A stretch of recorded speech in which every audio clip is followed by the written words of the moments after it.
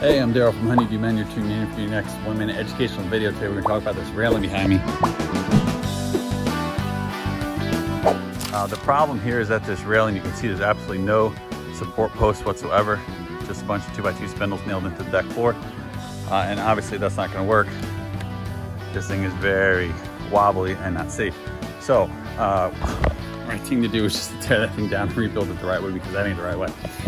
But if we're looking for something quick fix, it's not going to be these crossbars. This is what's going to help prevent what's called racking. Racking is when it tilts to the right and to the left. We want to prevent tilting, which is going out away from the deck.